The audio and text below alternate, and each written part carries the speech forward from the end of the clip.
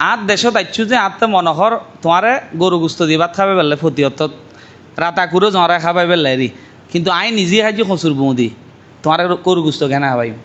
1 লক্ষ মানুষের সামনে সে যদি এই গান গাইতো, তার পিছনে হ্যামিলেনার বাসিওয়ালার মতো হয়তো ওই এই তুমরু এটা ইয়ে গুমদুম হয়ে লাইন ধরতো সবাই আরাকানে যাওয়ার জন্য। এখন ছেলেটা চলে গেছে কানাডায়, কিভাবে সে গান গাইবে? তার আইডেন্টিটি পরিষ্কার, সে আরাকানের মায়ানমারের মানুষ এবং আরাকানের মানুষ এবং রোহিঙ্গা মুসলিম মানুষ। ততদিন তোমার নদেকির মুখখান। সো রোহিঙ্গারা যে বাঙালি না এটা বুঝতে পিএইচডি করা লাগে না, একটু হিস্ট্রিটা ঘাটাঘাটি করতে হয়, একটু পড়াশোনা করতে হয়, তাইলে বোঝা যায়। আর বোঝার চেষ্টা করতে হয়। ওই যে আপনি যদি না ঘুমিয়ে যদি মানে ঘুমানোর অভিনয় করেন, তাইলে কিন্তু আপনি আসলে অনেক কিছুই বলতে পারবেন না। কিন্তু যদি আপনি বোঝার চেষ্টা করেন তাহলে বোঝা যাবে। আর এই বিষয়ে স্যার এক্সপার্ট, স্যার আরও নৃতাত্ত্বিকভাবে বলবে। কিন্তু আমি আপনাদেরকে জাস্ট একটা উদাহরণ দিলাম। ধরেন একজন মানব শিশু, আমরা যখন জন্মগ্রহণ করি, আমরা সৃষ্টিকর্তার কাছ থেকে বিভিন্ন ধরনের অফার পেয়ে থাকি, দয়া বলি আর কি। তো যেমন আমরা জন্মগ্রহণ করি ঘরে, এক ধরনের আইডেন্টিটির বাবা মার ঘরে জন্মগ্রহণ করি, একটা রাষ্ট্রে জন্মগ্রহণ করি, একটা সমাজে জন্মগ্রহণ করি, একটা শ্রেণীতে জন্মগ্রহণ করি। এরকম আমাদের একটা বাই ডিফল্ট আইডেন্টিটি তৈরি হয়, যেটা আসলে আমরা নিজেরা ডিফাইন করি না, মানে আমরা নিজেরা এটা ঠিক করি না, এটা ন্যাচারালি ঠিক হয়। আমরা ধরে নিচ্ছি এটা সৃষ্টিকর্তার অফার, গড গিফট। তো আজকে যে বাচ্চাটা ক্যাম্পে নূর হাসিমের মেয়ে নূর কায়দা যে জন্মগ্রহণ করেছে, তার কাছে সৃষ্টিকর্তার অফার কি? $12 রেশন, তারপর 10 ফিট বাই 15 ফিট একটা শেল্টারের আশ্রয়, নো কান্ট্রি। ইভেন তারা স্ট্রাগল করছে for more than 70 years according to Saidullah for their Rohingya identity to establish. তাইলে ওর জন্য আসলে সৃষ্টিকর্তার অফার কি? এটা তো আমার কাছে মনে হয় এটা না। সৃষ্টিকর্তা ওর আইডেন্টিটিটা ক্লিয়ার করে দিয়েছে আগে। আমাকে যেমন বাংলাদেশে পাঠিয়েছে। Marcel, you from where? Your country? Moldova. Marcel from Moldova, কেউ জাপান, কেউ আফ্রিকান। সো রোহিঙ্গারা জনগোষ্ঠী, এটা শত শত বছর ধরে আল্লাহ রব্বুল আলামিন তাদেরকে মায়ানমারের, আরাকানের এবং রোহিঙ্গা বাবা মার পিতা মাতার ঘরে তাদের জন্ম। সো তার আইডেন্টিটি নিয়ে আসলে কোনো কনফিউশন থাকার কথা না। এটা কনফিউশন করছে কারা? যারা কনফিউশন করতে চায় তারা। সো এটা তো তার আইডেন্টিটি পরিষ্কার, সে আরাকানের, মায়ানমারের মানুষ এবং আরাকানের মানুষ এবং রোহিঙ্গা মুসলিম মানুষ। তো আমি কিন্তু এই আইডেন্টিটি নিয়ে তাকে সংগ্রাম করতে হয়েছে তার দেশে, এবং তাকে জেনোসাইডের শিকার হতে হয়েছে, এবং জান এবং মান, লাইফ অ্যান্ড ডিগনিটি সেভ করার জন্য আমাদের দেশে আশ্রয় নিতে হয়েছে এবং আশ্রিত আছে। তো আমরা কি দিয়েছি? আমরা প্রথম তার আইডেন্টিটিটা দিয়েছি, সে মায়ানমারের। আপনি এফডিএমএন বা বলছেন, বাট ওখানে তো বলা আছে মায়ানমার, তাই না? তারপর আমরা তাকে রোহিঙ্গা বলছি। সো আমরা তাকে তার আইডেন্টিটিটা স্বীকার করি, সে মায়ানমারের আরাকানের রোহিঙ্গা জনগোষ্ঠী, ওই মানুষ। তো এই জিনিসটা আমি একটু ক্লিয়ার করলাম। আর এটা হচ্ছে আমাদের রিপন ভাই এবং আমাদের দাদারও মনে হয় একটা ইয়ে ছিল যে এই আইডেন্টিটি নিয়ে কোনো সমস্যা নাই, আইডেন্টিটি নিয়ে কোনো সমস্যা থাকার কথা না। তারপর আরেকটা জিনিস, সুব্রতদা, আমি লাস্ট থেকে শুরু করি। সুব্রতদা যেটা বলেছেন রিসেটেলমেন্টের ব্যাপারে, তো আমরা বলবো যে third country resettlement must be stop. কারণ ও আরাকান খান্দে যে দিল্লান কতদিন তোমার নদেকির মুখখান, ও বলে ও চলে গেছে কানাডায়। ও ভালো অপরচুনিটি পেয়েছে হয়তো, এবং সেটা তো তার লিডার তার রিপ্রেজেন্টেটিভ এগ্রি করছে না, এবং সে যদি ধরেন তার জনগণকে, তার মানুষকে, তার কমিউনিটির মানুষকে সে যদি বলতো 1 লক্ষ মানুষের সামনে সে যদি এই গান গাইতো, তার পিছনে হ্যামিলেনার বাঁশিওয়ালার মতো হয়তো ওই এই তুমরু এটা গুমদুম হয়ে লাইন ধরতো সবাই আরাকানে যাওয়ার জন্য। এখন ছেলেটা চলে গেছে কানাডায়, কিভাবে সে গান গাইবে, কিভাবে কানেক্ট করবে তার জনগোষ্ঠীকে?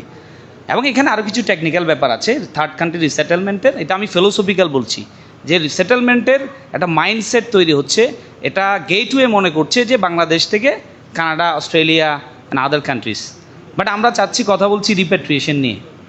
সো টেকনিক্যাল ব্যাপারটা হচ্ছে ক্যাম্পে, আমরা ক্যাম্পে যেহেতু কাজ করছি, আমি ক্যাম্পে কিছু আপনার উদাহরণ দিই যে ক্যাম্পে রিসেটেলমেন্টের কারণে এটার একটা ক্রাইটেরিয়া আছে ভালনারেবিলিটি, সো সেফটি সিকিউরিটি। তো প্রচুর মানুষ আমাদের কাছে অ্যাপ্লাই করছে নিজেকে ভালনারেবল প্রুভ করার জন্য।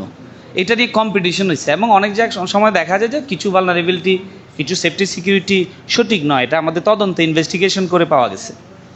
সো এই যে মানুষের মধ্যে এক ধরনের কম্পিটিশন ভালনারেবল নিজেকে প্রুভ করার, এবং যারা যাচ্ছে এই 9 বছরে 6-7 হাজার গেছে, তাই না, বাকি যারা আছে সবাই নিজেদেরকে বঞ্চিত মনে করছে। এই যে বিশাল একটা জনগোষ্ঠী বঞ্চিত মনে করা, এটাও তো পজিটিভ কোনো কিছু না। সো আসলে রিপ্যাট্রিয়েশন হচ্ছে একমাত্র সলিউশন এই রেসপন্সে, আর কোনো সলিউশন নাই। সো আমাদের পলিসি এবং ইনিশিয়েটিভও ভেরি ক্লিয়ার। এবং হোস্ট গেস্ট সম্পর্কের ক্ষেত্রে আমি আরেকটা জিনিস বলি, এবং তার আগে আমি আরেকটু মার্সেলের একটা বক্তব্যকে একটু ক্লিয়ার করি। হয়তো এটা নিয়েও আমার মনে হয় যে একটা ধারণা হতে পারে, মিসইন্টারপ্রিটেশন হতে পারে, যেটা হচ্ছে আমি যখন তাদের সাথে কথা বলি তাদের ভাষায়, রোহিঙ্গা ভাষায়, তো আমি এইরকম করে বলি যে তোমারা আর দেশত আইছু এন্ডা আশ্রয় লইও, আবার আল্লাহ যেদিনে হুকুম দিব যাবে গই, ঠিক আছে। তো এই দেশত আইছু যে তো মনোহর তোমারে গরু গুস্ত দিয়ে ভাত খাবে বেললে ফতিয়ত রাতাকুরো জঁরা খাবাই বেললাই, কিন্তু আই নিজে হাজি খসুর বৌদি তোমার গরু গুস্ত কেন খাবাই। দ্যাট ইজ আওয়ার লিমিটেশন, এটাও খুব ক্লিয়ার। সো অনেকেই বলে যে লাইভলিহুড বা অনেক কিছু নিয়ে আমাদের বলে, বাট আমাদেরও কিছু পজিশন ক্লিয়ার যে আমি এমন কোনো স্টেপ নিব না যেটা আমাদের হোস্ট কমিউনিটির ইকোনমি, হোস্ট কমিউনিটির লাইভলিহুডকে ক্ষতি করবে, সেটা আমরা করতে পারি না। আর আমার এই ক্যাপাসিটি, হ্যাঁ, আমরা ডেলি ক্যাম্পে 240 লক্ষ লিটার পানি মিনিমাম সরবরাহ করি 12 লক্ষ জনগোষ্ঠীর জন্য। 240 lakh litre, 24 million litres of water everyday minimum সরবরাহ করি। পানির লেয়ার নিচে নেমে যাচ্ছে, তাই না? সো আমি যেমন পাহাড়ে কাজ করেছি, একবার দক্ষিণাঞ্চলে সুন্দরবনের কাছাকাছিও কাজ করেছি, পানির ক্রাইসিস আছে না? তা আমি পুকুরের পানি খাচ্ছি না, পাহাড়ে 2-3 কিলোমিটার দূরে গিয়ে পানি সরবরাহ করতে হচ্ছে না। সো আমাদের তো এর চেয়ে বেশি ক্রাইসিস আছে। আমরা আমাদের সর্বোচ্চ দিয়ে তার লাইফ অ্যান্ড ডিগনিটিকে সেভ করে তাকে আসলে আমরা সাপোর্ট দিচ্ছি, কারণ সে যাতে ওই লাইফ অ্যান্ড ডিগনিটির সাথে তার দেশে নিরাপদে ফেরত যেতে পারে। এই বিষয়ও আসলে খুব পরিষ্কার।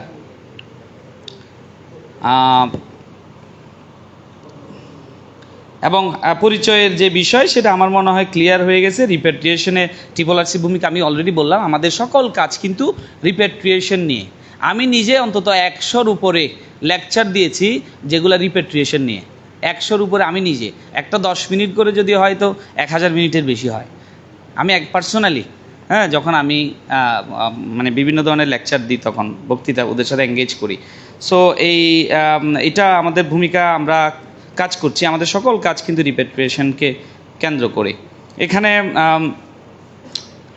পলিসির কথাটা আমি ক্লিয়ার করলাম যতটুকু আমি বুঝছি। রোহিঙ্গা আইডেন্টিটির ব্যাপারেও ক্লিয়ার, এটা একটা সংকট, এই বিষয়েও আমরা সবাই একমত। এটার একমাত্র সমাধান রিপ্যাট্রিয়েশন, এই বিষয়ে আমাদের সবার কোনো দ্বিমত নাই। এটার চ্যালেঞ্জ নিয়ে আমরা বিভিন্নজন বলছি যে চ্যালেঞ্জগুলো কি। আপনারা বলেছেন ইউনিটি, আপনারা ইউনিটির কথা বলছেন কাদের? তাদের রোহিঙ্গা জনগোষ্ঠীর, এটা তারা নিজেরাও বলেছে। তো আমি যখন বক্তব্য দিই আমি বলি যে তোমাদের 3টা জিনিস দরকার, ইউনিটি, ফ্র্যাটার্নিটি অ্যান্ড স্যাক্রিফাইস। এই যে নিজের জনগোষ্ঠীর জন্য নিজেকে হ্যাঁ, ইউনাইটেড থাকা, কাজ করা এবং স্যাক্রিফাইস মাইন্ডেড হওয়া, একজন আরেকজনকে হেল্প করা, সহযোগিতা করা এবং এই এই এই এই একজন আরেকজনকে মিলেমিশে থাকা, এই জিনিসটা আমার মনে হয় যে এই চ্যালেঞ্জগুলা তারা মোকাবেলা করতে হবে। আর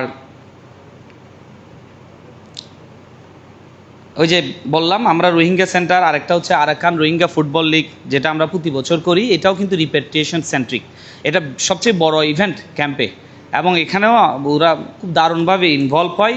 যে দলগুলার আমরা নাম দিই, এগুলো কিন্তু সব রাখাইনের বিভিন্ন এলাকার নাম। আর জিও পলিটিক্যাল ইস্যু, ডিপ্লোমেসি, এগুলো অনেক এক্সপার্টাইজের ব্যাপার আছে, আমি এগুলো নিয়ে খুব বেশি বলবো না। আমার কমন সেন্স থেকে আমার পার্সোনাল ভিউ হচ্ছে এটা আসলে মায়ানমারকে আপনি কীভাবে ডিল করছেন সে ব্যাপার আছে এখানে, সিরিয়াসনেস এবং এঙ্গেজমেন্ট। মার্সেল বলছে নেবারিং কান্ট্রির সাথে সম্পর্ক কীরকম, এটা একটা ব্যাপার আছে। ফর এক্সাম্পল আমি বলি, এটা আমাদের যারা আছে আপনাদের বলছি, আমরা এখানে কেউ বার্মিজ ভাষা জানি? এনিবডি?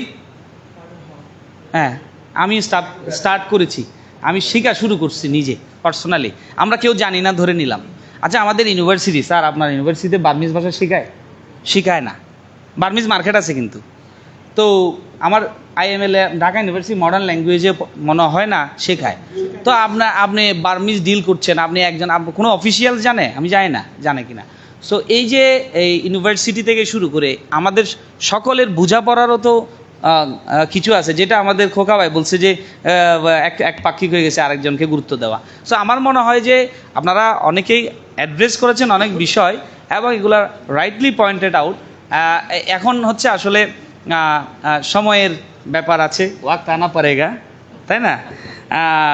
এবং হচ্ছে তাদের নিজস্ব চিন্তা কি, সবাই যেতে চায়, সবাই, প্রত্যেকেই কোথায় তার নিজের ঠিকানা, তার বাড়িতে মায়ানমারে। হ্যাঁ, আমার সাথে 1 লক্ষ বলেছে হাত তুলে। কখন বলেছে?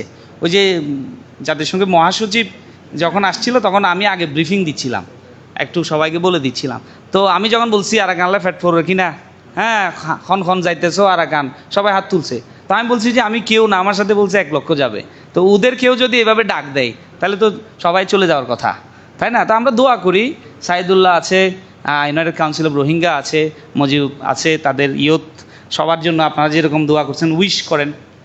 এই মানুষগুলা পৃথিবীর সবচেয়ে অসহায় মানুষ, সবচেয়ে পিছিয়ে মরা মানুষ, নির্যাতিত মানুষ। তারা তাদের শত শত বছরের আবাদ করা যে ভূমি আরাকান, সেখান থেকে বাস্তুচ্যুত হয়ে আমাদের দেশে আসছে। আমরা চাই সবাই মিলে তারা তাদের দেশে তাদের মতো করে ফিরে যাবে ইনশাআল্লাহ, এবং সেদিন হয়তো তাদের জীবনটা তারা ফিরে পাবে, এবং আমরা হয়তো আর প্রশ্ন করা লাগবে না যে ঈশ্বর তাকে ওই ভদ্রপল্লীতে মানিক বন্দ্যোপাধ্যায়ের মতো। আল্লাহ রাব্বুল আলামিন তাকে আইডেন্টিটি দিয়েছেন যে তিনি আরাকানের, মায়ানমারের রোহিঙ্গা, এবং সে তার দেশে ফেরত যেতে চায়। এই বিষয়ে আমরা সবাই একমত, আমরাও তাদের জন্য দোয়া করি। অনেক good wish for the community.